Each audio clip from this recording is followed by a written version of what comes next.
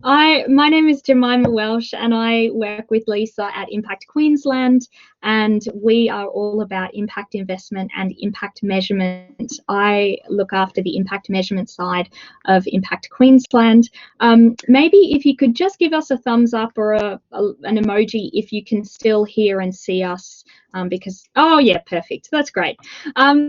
So I might give a quick intro and then a bit of an overview around impact investment and measurement as we see it, if that helps. So I am the eldest of 6 children, and I am expecting my first child. I'm pregnant 22 weeks, so that's going on in my head, the great background. And what do I love about impact investment and impact measurement? I'm just really passionate about meaningful work, and I see impact investment as the future, really. Young people are calling for it, and we're starting to realize how much power we have with our capital. You don't have to be an institutional or wholesale investor to make a difference. Everyone's got purchasing power. Everyone can lend or give money. And there are many, many ways that we can realize our place in the impact economy and the impact revolution. So we might kick off with just reiterating what impact investment, or how we see impact investment and impact measurement, if that works for you guys. Feel free to put your questions in the chat box and we'll try to keep up with them. But impact investment, and we see it, is all about investing in social and environmental outcomes. So you do this alongside looking for a financial return. So it's different from philanthropy. You're not giving money away and expecting nothing in return except the kudos and the karma. You're actually making a really intentional investment into a business or an initiative that will generate a return, but also generate really measurable outcomes that are socially or environmentally significant. There are multiple ways that you can do impact investment. There's, of course, equity investment, which happens in a similar way to traditional equity investment, but there's also the rise of equity crowdfunding, of course, which Anna Gunther at Pledge Me, who's also on this amazing group this morning, she can talk to you about that. But then there's also debt investment, and debt investment is really cool because it's all about recycling capital as well. And impact measurement, why is impact measurement so important when it's so damn difficult to get right? The reason is because you can't manage what you don't measure, and it's really it's significant both for you if you're running a business to be able to see where your drivers of success are and where there's room for improvement and where you could be targeting really specific problems better, but it's also good for funders. Funders are increasingly looking for evidence that their money is making a difference, and you don't have to be utilizing the world's best impact measurement framework or standard. There's no golden standard, as Lisa said. We don't necessarily recommend social return on investment for everybody. There are lots of simple ways that you can begin doing impact measurement. Really, you just want to be clear, you want to know your audience, you want to create buy-in, and you want to show a clear, logical journey from, well, this is what I'm doing, this is what I expect to see, and this is the ultimate income that I'm tracking towards. So I hope that is a good initial overview.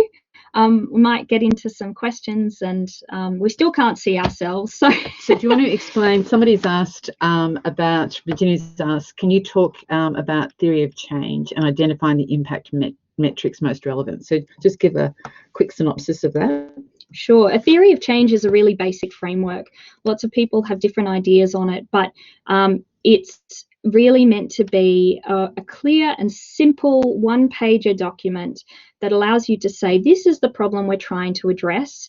This is what we need. These are the resources we need to address the problem. These are the activities that we're undertaking to solve the problem. And this is what we expect to see in the short and the long term. In the short term, you're looking for outputs, so number of jobs created, number of food parcels delivered, and then the longer term, you're looking for outcomes. So what are the results of those outputs?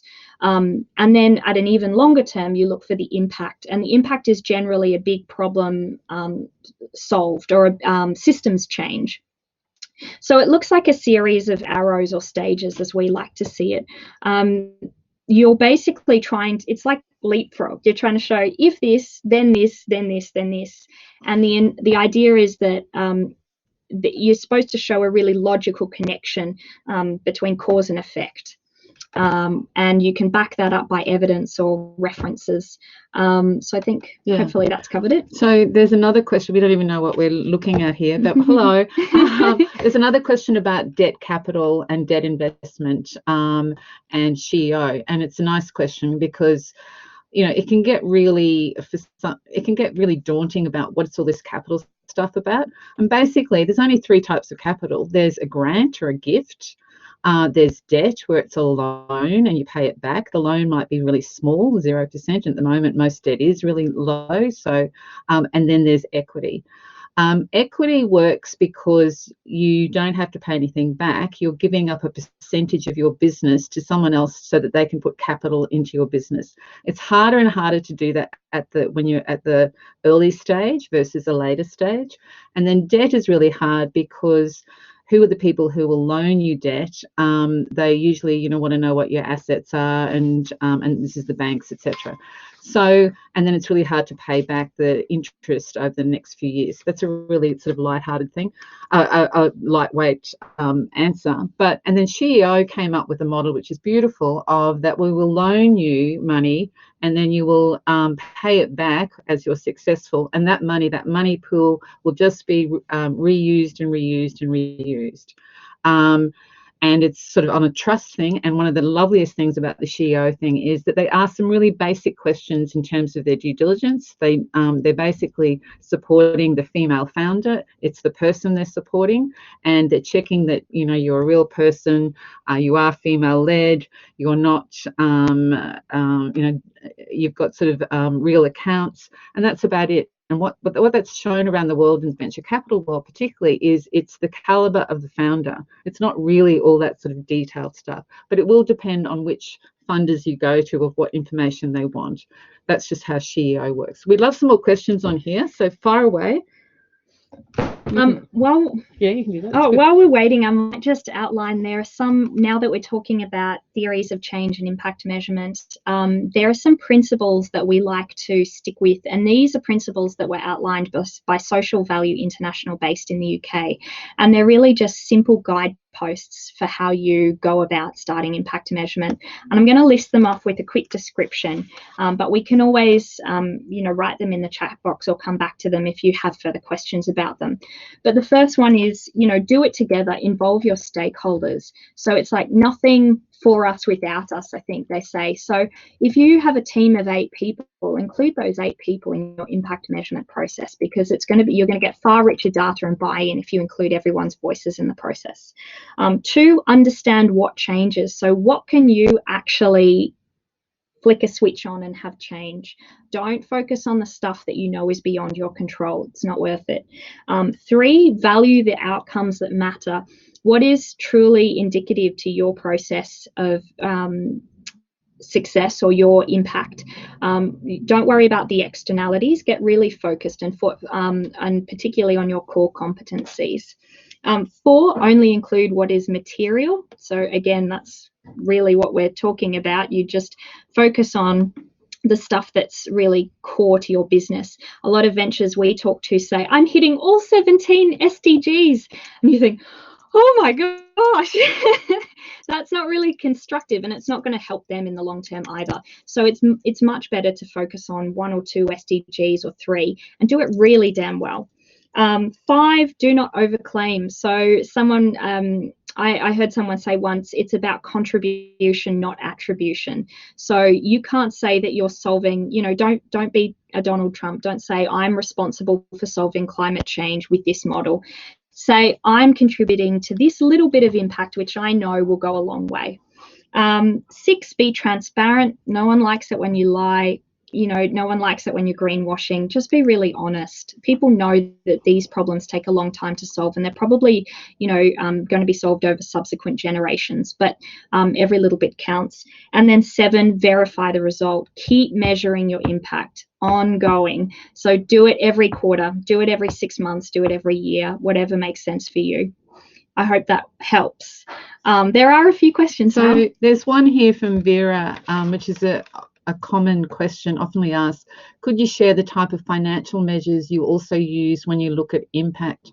Basically, the answer is the financial measures are the same as any business. We're talking about businesses, but we're also sort of adding on that you're also getting economic impact and social impact.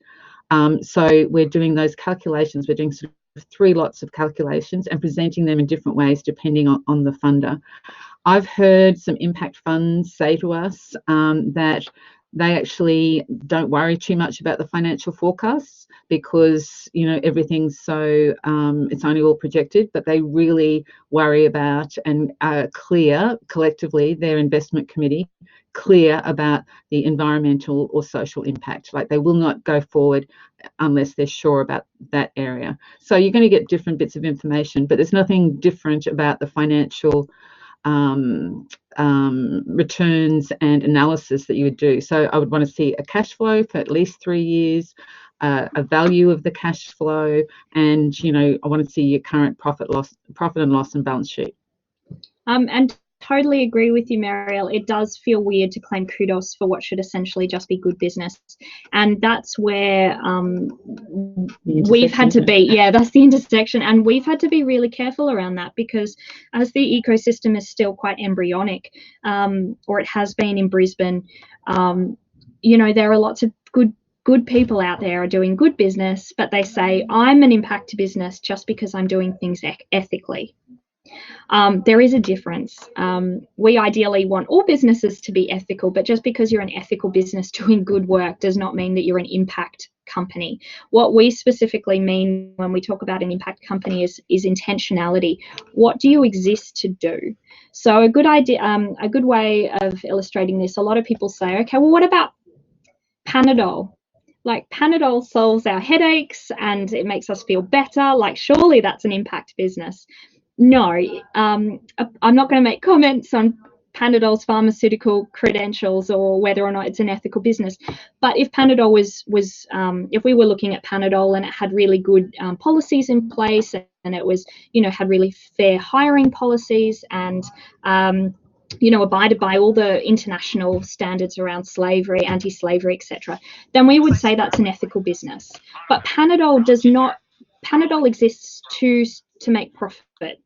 Panadol does not exist for the dual purpose of creating profit to sustain impact. So what we're ideally looking for is that impact is the why you exist, but you're using profit to, it's a symbiotic relationship. You're using profit to further that impact, and you can't have one without the other is what we look for in equity profit for purpose businesses. Monica asked a good question, whether she's still on, about the differences, and I think implicit in her question was about the future. And I think, let me paint the future. The future is that our superannuation companies who are looking for investments of $50 million, $100 million investment, we in Queensland are going to have the biggest superannuation company in Australia soon when they merge. They're looking for big impact investments. So we need to position ourselves, you know, of how do we grow businesses that will be those big businesses right now. And then the corporates themselves are changing. They, you know, people, young people, the millennials will not go to corporates unless they're showing their purpose, their CSR, that they're investing in the right things, that they don't want to work for those companies. So those companies have to shift and they will be investing and buying impact investment companies. So it's a really, that's the future out there, and we can grow. And as I don't know what I've said here, but before, over 60% of the businesses, the impact businesses we see, are led by women, because women get it. And so, you know, SheEO is very much part of impact investing, is symbiotic with SheEO. It's implicit in the values of SheEO. Other questions? Well, sorry we didn't get to see any of you. I don't know whether anyone wants to come to stage now. But we've been looking at the vision of Brisbane City. It's lovely. I think just on the measures, just back on that there are databases around the world. There are places to go. There are methodologies. but there's no sort of golden bank somewhere that someone's keeping secret that you need to hack down, which is what I've believed in the past. It's, you know, we're working on this, and we need to work on it together. You know, as we produce one piece of work, one business, they can share it of this is the way we did it. There are some nice standards that you can jump out of, like the value of a job is incredibly important. If you're creating a job that's worth at least $20,000 to $30,000 a year for a number of years, if you save someone from suiciding, that's worth, you know, millions of dollars. So you can work with those numbers, and if you're doing something that has a purpose, it will have great impact. Specific methodologies? Yeah, there's a couple that we tend to rely on. Great question, Virginia, thanks. So SDGs, obviously, they're everywhere. SDG Compass business metrics, really, that's a good place to start. Also take a look at the Impact Management Project, which doesn't have any indicators, but is a great framework. There's also the GIN Iris platform, just Google that. Lisa, last words on energy? Keep energy, go.